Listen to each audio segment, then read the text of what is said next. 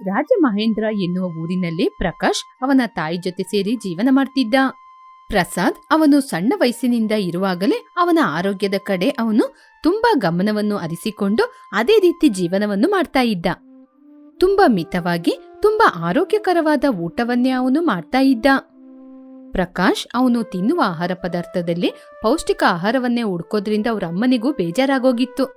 ಒಂದು ದಿನ ಸುಜಾತಮ್ಮ ಅವರ ಗಂಡನ ಜೊತೆ ಹೊರಗೆ ಹೋಗುತ್ತಾ ಹೀಗೆ ಮಾತಾಡ್ಕೊಂಡೋದ್ರು. ಯಾಕೆ ನೀನು ಸುಮ್ನೆ ಮಗನ್ ಜೊತೆ ಜಗಳ ಮಾಡ್ತಾ ಇದ್ದೀಯಾ? ಅವನು ಹೇಳುವ ಪ್ರಕಾರ ಅವನಿಗೆ ಅಡಿಗೆ ಮಾಡ್ಕೊಟ್ಕೊಂಡೋದ್ರೆ ಒಳ್ಳೇದು ತಾನೆ. ಸುಮ್ನೆ ಯಾಕೆ ಮುಟ್ಟಿದಕ್ಕೆಲ್ಲ ಅವನ ಜೊತೆ ಜಗಳ ಮಾಡ್ಕೊಳ್ತಾ ಇದ್ದೀಯಾ? ಮತ್ತೆ ನಾನು ಇನ್ನೇನ್ರಿ ಮಾಡೋದು? ಏನ್ ಅಡಿಗೆ ಮಾಡಿ ಕೊಟ್ರು ಅದರಲ್ಲಿ ಪೌಷ್ಟಿಕ ಆಹಾರವನ್ನೇ ಹುಡುಕ್ತಾ ಇದ್ದಾನೆ. ಪ್ರತಿದಿನ ಪೌಷ್ಟಿಕ ಆಹಾರವನ್ನೇ ತಗೊಂಬರ್ಲಿಕ್ಕೆ ನಾನು ಅವನಿಗೆ ಎಲ್ಲಿಂದರಿ ತಂದ್ಕೊಡೋದು? ಏನಾದ್ರೂ ತರಕಾರಿ ಸಾರು ಮಾಡಿದ್ರೆ ಇದನ್ನ ಎಷ್ಟೊತ್ತು ಬೇಯಿಸಿದ್ರೆ ಇದ್ರಲ್ಲಿರೋ ಪೌಷ್ಟಿಕಾಂಶ ಎಲ್ಲನೂ ಹೋಗ್ಬಿಡ್ತು ಅಂತ ಹೇಳ್ತಾನೆ.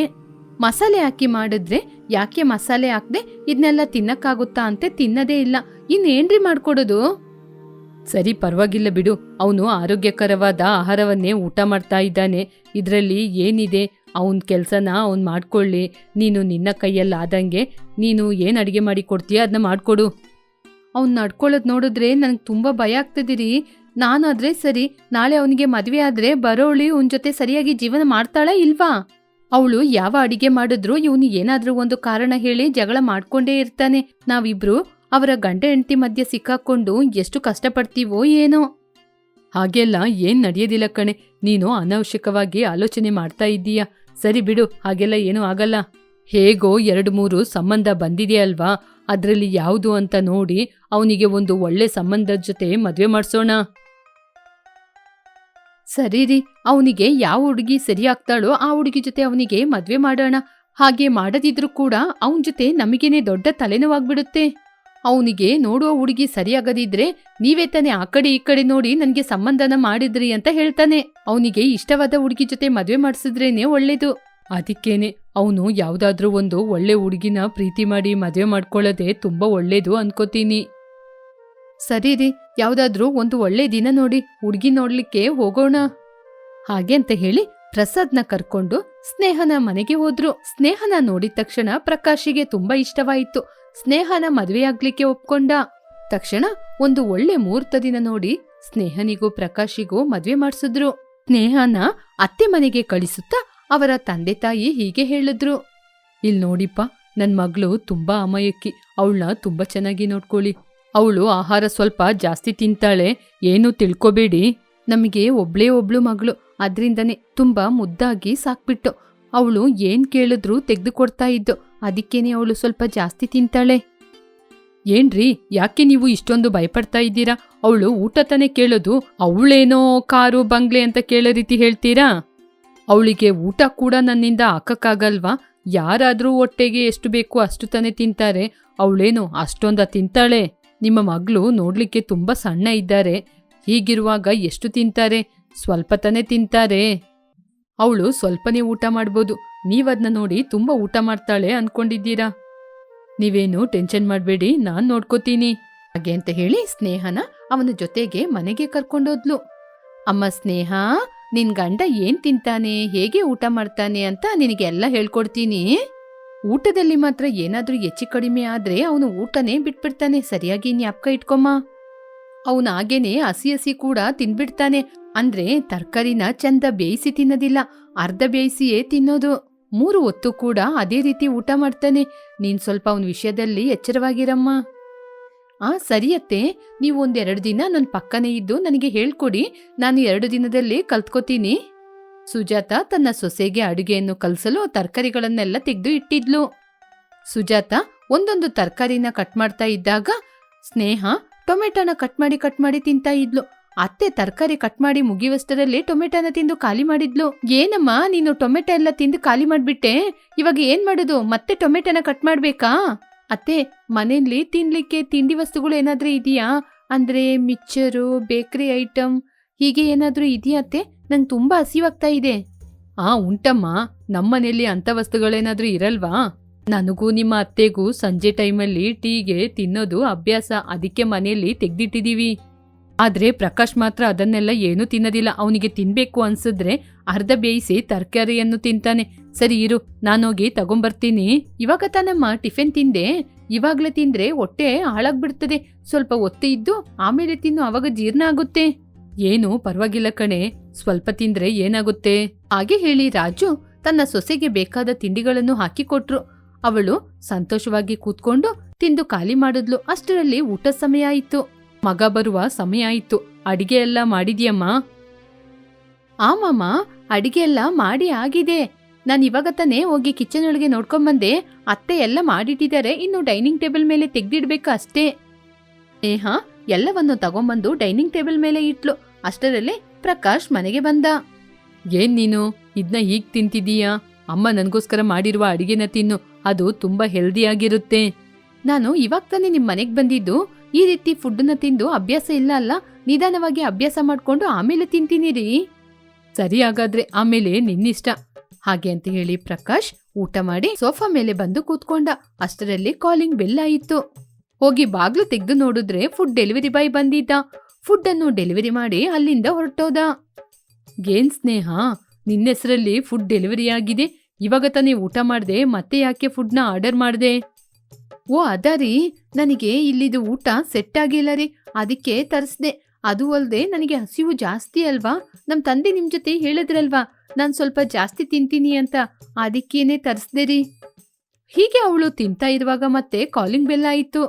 ಸುಜಾತ ಹೋಗಿ ಬಾಗಿಲನ್ನು ತೆಗೆದ್ಲು. ಇನ್ನೊಬ್ಬ ಫುಡ್ ಡೆಲಿವರಿ ಬಾಯ್ ಬಂದು ಫುಡ್ ಅನ್ನು ಕೊಟ್ಟು ಹೋದ. ಸ್ನೇಹ, ಮತ್ತೆ ನಿನಗೋಸ್ಕರ ಫುಡ್ ಡೆಲಿವರಿ ಆಗಿದೆ, ತಗೋ. ಇವಾಗಷ್ಟೇ ಆರ್ಡರ್ ತಗೊಂಡು ತಿಂತಾ ಇದ್ದೀಯಾ, ಮತ್ತೆ ಯಾಕೆ ಪುನಃ ಆರ್ಡರ್ ಮಾಡ್ದೆ? ರೀ, ಅದು ಈ ರೆಸ್ಟೋರೆಂಟಲ್ಲಿ ಫುಡ್ ಅಷ್ಟೊಂದು ಚೆನ್ನಾಗಿಲ್ಲ, ಅದಕ್ಕೇನೆ ಮತ್ತೆ ಇನ್ನೊಂದ್ ಕಡೆ ಆರ್ಡರ್ ಮಾಡ್ದೆ. ಇದು ತಿಂದ್ಮೇಲೆ ಅದು ತಿಂತೀನಿ. ಹೀಗೆ 6ರಿಂದ 7 ಫುಡ್ ಡೆಲಿವರಿ ಬಂತು. ಅದನ್ನು ನೋಡಿ ಪ್ರಕಾಶ್ ತನ್ನ ಹೆಂಡತಿಯನ್ನು ಶಾಕ್ ಆಗಿ ನೋಡ್ತಾ ಇದ್ದ. ತಾಯಿ ಬಂದು ಅವಳ ಗಂಡನ್ ಜೊತೆ ಹೇಳಿದ್ಲು, ರೀ, ನಿಮ್ಗೆ ಒಂದು ವಿಚಾರ ಗೊತ್ತಾ? ನಮ್ ಮಗಳು ಒಂದು ಹುಡುಗಿನ ಮದ್ವೆ ಮಾಡ್ಕೊಂಡ ಅಲ್ವಾ, ಅದೇ ಕಣ್ರಿ ನಿಮ್ ಸೊಸೆ. ಅವಳಿಗೆ ಊಟ ಮಾಡುವ ಹುಚ್ಚು ರೀ. ಇವತ್ತು ಹೊರಗಿನಿಂದ ಎಷ್ಟೊಂದು ಆರ್ಡರ್ ಬಂತು ಗೊತ್ತಾ? ಹೊರಗಿಂದ ಫುಡ್ ತರಿಸಿ ತಿಂತಾನೆ ಇದ್ದಾಳೆ. ಒಂದು ಆರ್ಡರ್ ಖಾಲಿಯಾಗಕ್ಕೆ ಮುಂಚೆ ಇನ್ನೊಂದು ಆರ್ಡರ್ ಬರ್ತಾನೆ ಇದೆ. ಇವಾಗ ಗೊತ್ತಾಯ್ತಾ, ಇವನಿಗೆ ಹೀಗೇನೆ ಆಗ್ಬೇಕು ರೀ. ಇವನು ಊಟದ ವಿಚಾರದಲ್ಲಿ ತುಂಬಾ ಎಚ್ಚರಿಕೆಯಿಂದ ಇರ್ತಾನೆ, ಆದ್ರೆ ಆ ಹುಡುಗಿಗೆ ಊಟನೇ ಜಾಸ್ತಿ ತಿನ್ನೋದು. ಆದ್ರೆ ಆ ಹುಡುಗಿ ಬೆಳಿಗ್ಗೆಯಿಂದ ಸಂಜೆ ತನಕ ತಿಂತಾನೇ ಇರ್ತಾಳೆ. ಇನ್ನು ಎಷ್ಟು ತಿಂತಾಳೆ ಅಂತಾನೆ ಗೊತ್ತಿಲ್ಲ. ಅರ್ಧ ಕೆಜಿ ಟೊಮೆಟೊನ 5 ನಿಮಿಷದಲ್ಲಿ ತಿಂದು ಖಾಲಿ ಮಾಡ್ಬಿಟ್ಲು ರೀ. ಅರೆ, ನೀನ್ ಎಂತ ತಾಯಿ ಕಣೆ, ನಿನ್ ಮಗನ ವಿಚಾರದಲ್ಲಿ ಹೀಗೆ ನಡೆಯುವಾಗ ನಗ್ನಗ್ತಾ ನೀನ್ ನನ್ ಜೊತೆ ಹೇಳ್ತಾ ಇದ್ದೀಯಾ? ಆ ಹುಡುಗಿ ಒಳ್ಳೆ ಹುಡುಗಿ ಅಲ್ಲ ಅಂತ ನಾನು ಹೇಳಕ್ಕೆ ಬರ್ಲಿಲ್ಲ ರೀ, ಆದ್ರೆ ಆ ಹುಡುಗಿ ಅಧಿಕವಾಗಿ ತಿಂತಾಳೆ ಅಷ್ಟೇ ತಾನೇ. ನಿಮ್ ಜೊತೆ ನನ್ ಜೊತೆ ಎಷ್ಟ್ ಚೆನ್ನಾಗಿ ಮಾತಾಡ್ತಾಳೆ, ಎಲ್ಲ ಕೆಲ್ಸನ ಮಾಡ್ತಾಳೆ. ಆದ್ರೆ ಇನ್ನೊಂದು ವಿಚಾರ ಏನು ಅಂದ್ರೆ ತುಂಬಾ ತಿಂತಾಳೆ. ಅವಳು ತಿನ್ನೋದೆಲ್ಲ ಎಲ್ಲೋಗುತ್ತೆ ಅಂತ ಗೊತ್ತಿಲ್ಲ, ತುಂಬಾ ಸಣ್ಣ ಇದ್ದಾಳೆ. ಅವಳನ್ನ ನೋಡಿದ್ರೆ ಖಂಡಿತ ಯಾರು ಹೇಳಲ್ಲ ಅವಳು ಅಷ್ಟೊಂದು ತಿಂತಾಳೆ ಅಂತ. ಮಗ ಸೊಸೆನ ಏನಾದ್ರೂ ಹೇಳಕ್ಕೆ ಮುಂಚೆ ಸೊಸೆಗೆ ನಾವು ಸ್ವಲ್ಪ ದಿನದಲ್ಲೇ ಏನಾದ್ರೂ ಬುದ್ಧಿ ಹೇಳಿ ಅವಳು ತಿನ್ನುವ ವಿಧಾನವನ್ನು ಬದಲಾಯಿಸ್ಬೇಕು. ಇಲ್ಲದಿದ್ರೆ ಸರಿಯಾಗಲ್ಲ. ಇಲ್ಲಾಂದ್ರೆ ಅವನಿಗೆ ಕೋಪ ಬಂದು ಏನ್ ಮಾಡ್ತಾನೋ ಅವನಿಗೆ ಗೊತ್ತಿಲ್ಲ. ಅಷ್ಟರಲ್ಲಿ ಪ್ರಕಾಶ್ ಸ್ನೇಹ ತಿನ್ನುವುದನ್ನು ನೋಡಿ ತುಂಬಾನೇ ಕೋಪ ಮಾಡ್ಕೊಂಡ. ಇಷ್ಟೆಲ್ಲ ಆನ್ಲೈನಲ್ಲಿ ಆರ್ಡರ್ ಮಾಡ್ಕೊಂಡು ಯಾರಾದ್ರೂ ತಿಂತಾರ ಹೇಳು? ಇಷ್ಟೊಂದು ಆರ್ಡರ್ಸ್ನ ನಾನು 1 ವರ್ಷದಲ್ಲಿ ಕೂಡ ಮಾಡೋದಿಲ್ಲ. ಅಷ್ಟೊಂದು ಆರ್ಡರ್ ಮಾಡಿದ್ಯಾ ನೀನು? ಇಷ್ಟೆಲ್ಲ ಹೊರಗಿನ ಫುಡ್ನ ಯಾರಾದ್ರೂ ತಿಂತಾರಾ? ಇಷ್ಟೆಲ್ಲ ಹೊರಗಿನ ಫುಡ್ ತಿಂದ್ರೆ ಆರೋಗ್ಯ ಏನಾಗುತ್ತೆ ಅಂತ ಗೊತ್ತಾ? ಇನ್ ಮುಂದೆ ನೀನು ಹೊರಗಿನ ಫುಡ್ ತಿನ್ಬಾರ್ದು. ನಾನು ಏನ್ ತಂದ್ಕೊಡ್ತೀನೋ ಅದನ್ನೇ ತಿನ್ಬೇಕು. ನನ್ ಮಾತ್ ಮೀರಿ ತಿಂದ್ರೆ ಆಮೇಲೆ ನಾನು ಸುಮ್ನೆ ಇರೋದಿಲ್ಲ, ಗೊತ್ತಾಯ್ತಾ? ಲೇ, ಇಲ್ ನೋಡು, ಇದ್ದಕ್ಕಿದ್ದಂಗೆ ಒಂದೇ ಸಲ ಬಿಡು ಅಂತ ಹೇಳಿದ್ರೆ ನೀನಿಗ್ ಬಿಡಕ್ಕಾಗುತ್ತಾ? ನೀನಿವಾಗ ಊಟ ಮಾಡ್ತೀಯಾ, ಆ ಊಟನ ಬಿಟ್ಬಿಟ್ಟು ನಿನ್ ಹೆಂಡ್ತಿ ತಿನ್ನುವ ಹಾಗೆ ನೀನು ತಿನ್ನು ಅಂತ ಹೇಳಿದ್ರೆ ನಿನ್ನಿಂದ ತಿನ್ನಕ್ಕಾಗುತ್ತಾ? ಅವಳಿಗೆ ಕೂಡ ಹಾಗೇನೆ ನಿಧಾನವಾಗಿ ಅವಳಿಗೆ ಹೇಗೆ ತಿನ್ಬೇಕು ಏನ್ ತಿನ್ಬೇಕು ಅಂತ ಹೇಳ್ಕೊಟ್ಟು ಅವಳ ಅಭ್ಯಾಸನ ನಾನ್ ಬದಲಾಯಿಸ್ತೀನಿ, ನೀನ್ ಬಾಯಿ ಮುಚ್ಕೊಂಡಿರು ಹಾಗೆ ಅಂತ ಹೇಳಿ ಕೋಪದಿಂದ ಅಲ್ಲಿಂದ ಹೊರಟೋದ. ಇಲ್ ನೋಡಮ್ಮ, ಅವನು ಹಾಗೇನೆ ಹೇಳ್ತಾನೆ, ಅವನು ಇಲ್ಲದಾಗ ನಿನ್ಗೆ ಏನ್ ಬೇಕು ಅದನ್ನ ಆರ್ಡರ್ ಮಾಡ್ಕೊಂಡು ತಿನ್ನು, ಇವಾಗ ತಿನ್ಬೇಡ. ಹೀಗೆ ಹೋಟೆಲಿಂದಲ್ಲ ಏನೇನೋ ಆರ್ಡರ್ ಮಾಡ್ಕೊಂಡು ತಿನ್ಬೇಡ, ಆರೋಗ್ಯ ಹಾಳಾಗುತ್ತೆ. ನಿನ್ಗೇನ್ ಬೇಕು ಅಂತ ಹೇಳು, ನಾನೇ ನನ್ನ ಕೈಯಾರೆ ಮಾಡ್ಕೊಡ್ತೀನಿ. ಸುಜಾತ ಹಾಗೆ ಹೇಳಿದಾಗ ಸ್ನೇಹ ತುಂಬಾನೇ ಸಂತೋಷಪಟ್ಲು. ಗಂಡ ಮನೆಯಲ್ಲಿ ಇಲ್ಲದಾಗ ಆರ್ಡರ್ ಮಾಡ್ಕೊಂಡು ತಿನ್ಕೊಂಡು, ಗಂಡ ಮನೆಯಲ್ಲಿ ಇರುವಾಗ ಅವನು ಹೇಳುವ ಅಡಿಗೆಯನ್ನೇ ತಿಂತ ಇಬ್ರು ಸಂತೋಷವಾಗೇ ಇದ್ರು. ಕೈಲಾಸಪುರ ಎನ್ನುವ ಗ್ರಾಮದಲ್ಲಿ ಶಾರದಾ ತನ್ನ ಇಬ್ಬರ ಮಕ್ಕಳ ಜೊತೆ ಆ ಗ್ರಾಮದಲ್ಲಿದ್ಲು. ಶಾರದನ ಕೆಲ್ಸ ಬೇರೆ ಊರಲ್ಲಿ ಕೆಲಸ ಮಾಡ್ತಿದ್ರು. ಹಬ್ಬದ ಸಮಯದಲ್ಲಿ ಮಾತ್ರ ಮನೆಗೆ ಬಂದು ಹೋಗ್ತಾ ಇದ್ರು. ಮನೆಯಲ್ಲಿ ಎಲ್ಲ ಕೆಲಸವನ್ನು ಶಾರದನೇ ಮಾಡ್ತಾ ಇದ್ರು. ಆದರೆ ಅವರ ಮಗಳು ರಮ್ಯಾ ಮಾತ್ರ ತಾಯಿಗೆ ಯಾವ ಸಹಾಯ ಮಾಡದೆ, ಯಾವಾಗ ನೋಡಿದ್ರು ಒಂದು ಕೆಲಸ ಕೂಡ ಮಾಡದೆ ಫೋನಲ್ಲೇ ಮಾತಾಡ್ತಾ ಇದ್ರು. ಶಾರದನಿಗೆ ಕೋಪ ಬಂತು. ಮನೆಯಲ್ಲಿ ಎಲ್ಲ ಕೆಲಸವನ್ನು ನನ್ನಿಂದ ಒಬ್ಳೆ ಮಾಡಕ್ಕಾಗ್ತಿಲ್ಲ. ರಾಜೇಶಿಗೆ ಒಂದು ಒಳ್ಳೆ ಹುಡುಗಿ ನೋಡಿ ಮದ್ವೆಯನ್ನು ಮಾಡ್ಬೇಕು. ಸೊಸೆ ಬಂದ್ರೆ ನನಗೆ ಸ್ವಲ್ಪ ಸಹಾಯ ಮಾಡುತ್ತಾ ಮನೆಯಲ್ಲಿ ಕೆಲಸ ಮಾಡ್ತಾಳೆ. ನಾನು ಇಡೀ ಕೆಲಸವನ್ನು ನಾನೇ ಮಾಡಿ ಸೊಂಟ ನೋವೇ ಬರ್ತಾ ಇದೆ. ಏನಮ್ಮ, ರಾಜೇಶಿಗೆ ಇವಾಗ್ಲೇ ಮದ್ವೆ ಮಾಡ್ಬೇಕು ಅಂತ ಇದ್ದೀರಾ? ಮನೆಯಲ್ಲಿ ಸ್ವಲ್ಪ ಕೆಲಸ ಇದೆ, ಅದಕ್ಕೆ ಅಂತ ಅವನಿಗೆ ಇಷ್ಟು ಬೇಗ ಮದ್ವೆನಾ? ಇವಾಗ ಅವನಿಗೆ ಮದ್ವೆ ಮಾಡಿ ಒಂದು ಹುಡುಗಿನ ಮನೆ ಕರ್ಕೊಂಬಂದು ಅವಳನ್ನ ಕೆಲಸ ಮಾಡಿಸ್ತೀಯಾ ಅನ್ಕೋ. ಅವನೇನು ಕೆಲಸ ಮಾಡಕ್ ಬಿಡ್ತಾನ? ಬೇಕಾದ್ರೆ ಕೇಳಿ ನೋಡು. ಹೊಸದಾಗಿ ಅವನಿಗೆ ಹೆಂಡತಿಯಾಗಿ ಬರುವ ಹುಡುಗಿ ನಮ್ಮ ಮೇಲೆ ಅಧಿಕಾರವನ್ನ ಮಾಡಿದ್ರೆ ನೀ ನೋಡ್ಕೊಂಡು ಸುಮ್ನೆ ಇರ್ತೀಯ ಹೇಳು? ಅವಳು ಬಂದು ನಮ್ಮ ಮೇಲೆ ಅಧಿಕಾರ ಮಾಡ್ಲಿಕ್ಕೆ ನಾನೇನ್ ಬಿಟ್ಬಿಡ್ತೀನಾ? ಏನು ಅವಳು ಹೇಳಿದ ಹಾಗೆ ನಾನ್ ಕೇಳ್ಕೊಂಡಿರ್ಬೇಕಾ?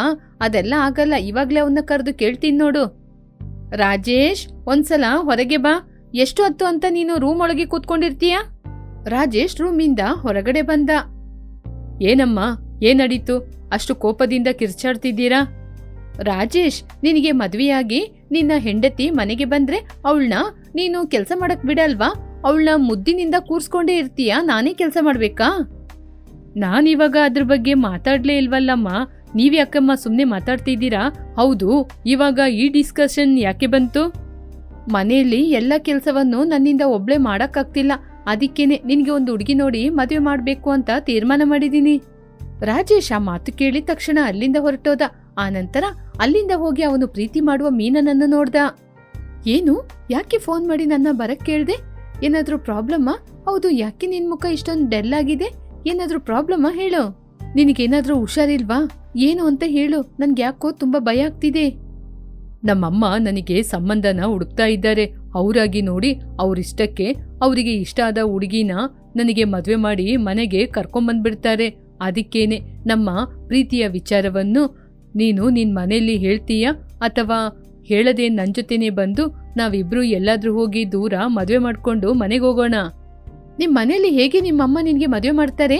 ನಿನಗೆ ಒಂದ್ ಕೆಲ್ಸನೂ ಇಲ್ಲ, ನೀನು ಸುಮ್ನೆ ಮನೇಲಿದ್ದೀಯಾ? ಅಂತವನಿಗೆ ಯಾರು ಹುಡುಗಿ ಕೊಡ್ತಾರೆ? ಇನ್ನು ನಮ್ಮನೇಲಿ ಹೇಳೋದಾದ್ರೆ ನಿನಗೂ ಕೆಲ್ಸ ಇಲ್ಲ ಅಂತ ನನ್ಗೆ ಹೇಳ್ತಾರೆ. ಮನೇಲಿ ಹೇಳೋದಾದ್ರೆ ನಮ್ ಮದ್ವೆನೇ ನಡೆಯಲ್ಲ. ಯಾಕೆ ಅಂದ್ರೆ ನಮ್ಮ ಅಪ್ಪಮ್ಮ ಒಪ್ಪೋದೇ ಇಲ್ಲ. ಅದಕ್ಕೆ ಅಂತ ನನಗೆ ಸುಮ್ನೆ ಇರೋದೇನು ಅಭ್ಯಾಸ ಇಲ್ಲ. ನಾನು ಹುಡುಕುವಂತಹ ಕೆಲಸ ನನಗೆ ಸಿಕ್ಕಿಲ್ಲ ಅಂತ ಮಾತ್ರ ನಾನು ಹೀಗೆ ಸುಮ್ನೆ ಇದ್ದೀನಿ. ಆದಷ್ಟು ಬೇಗ ನನಗೂ ಕೆಲಸ ಸಿಗುತ್ತೆ. ಸರಿ, ನನಗೆ ಕೆಲಸ ಇಲ್ಲ ಅಂತ ತಾನೆ ನೀನು ಏನೇನೋ ಕಾರಣ ಹೇಳ್ತಾ ಇದ್ದೀಯಾ? ನಿನಗೆ ನನ್ನ ಇಷ್ಟ ಇಲ್ಲ ಅಲ್ವಾ? ಅದಕ್ಕೆ ತಾನೆ. ಸರಿ, ಪರವಾಗಿಲ್ಲ, ಇನ್ ಮುಂದೆ ನಾವು ನೋಡೋದೇ ಬೇಡ, ಹೋಗು. ಅಯ್ಯೋ, ನಾನು ಇಷ್ಟ ಇಲ್ಲ ಅಂತ ಹೇಳಲಿಲ್ಲ. ನಮ್ಮ ಮನೆಯಲ್ಲಿ ಒಪ್ಪದಿಲ್ಲ ಅಂತ ಹೇಳಿದೆ ಅಷ್ಟೇ. ಸರಿ ಬಾ, ನಾವಿಬ್ರು ಹೋಗಿ ಮದುವೆ ಮಾಡ್ಕೊಳ್ಳೋಣ.